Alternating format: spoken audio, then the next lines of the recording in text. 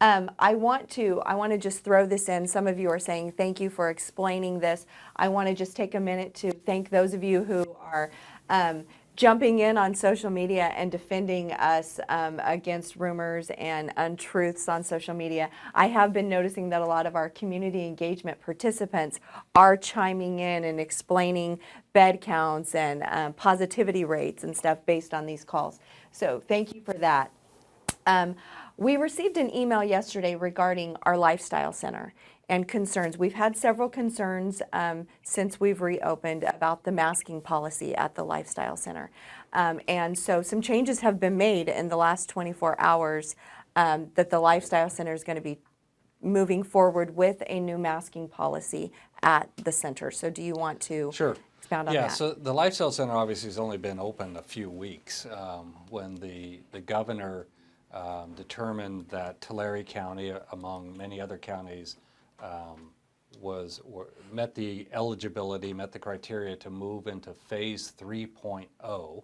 That's the phase that allowed gymnasiums now to open up, and we were incredibly excited about that. We'd spent a lot of time creating that social distancing space between equipment and so forth. Sadly, I've only been there one time since they reopened, but the treadmills that I normally walk on or run on, they were taped off every other one, so definitely created that spacing. But at the time it opened, the governor had, we had not slid back yet. We were still making progress as a state and as a county. Our positivity rate had dropped all the way to 5.7%. Our number of COVID patients that were in the hospital at any time was around 20.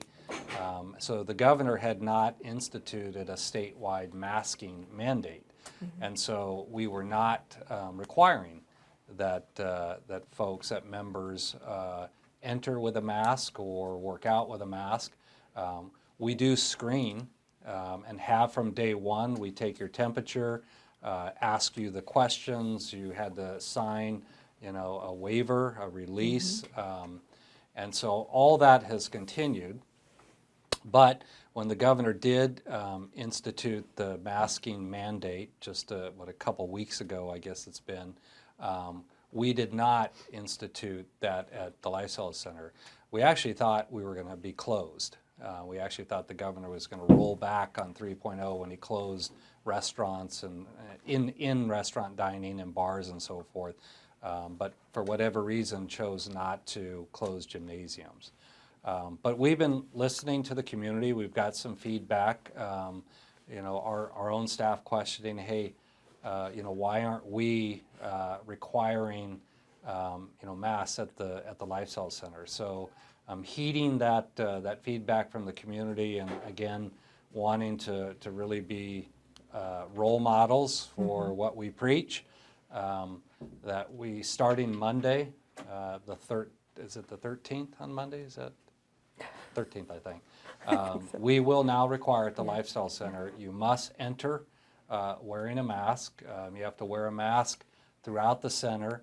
If you get on the treadmill and you're going to run a couple miles, you can take your mask off for that 2-mile run.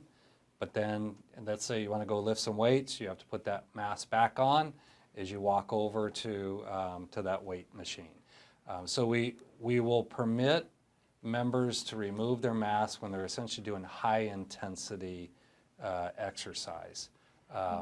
If you're lifting weights, which I don't think is as high intensity as an aerobic exercise, I think we'll expect that you're wearing your mask. People standing around talking need to be wearing their masks.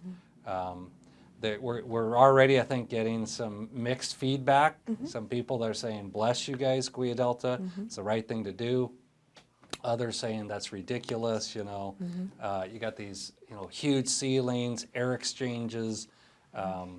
But again, we're gonna be more cautious than not. So that will go into place on Monday. And I think we're waiting till Monday because we need to get the word out. We need to get people, accustomed to that. Figure out how are we going to enforce this, and what are we going to do when we do get that pushback? And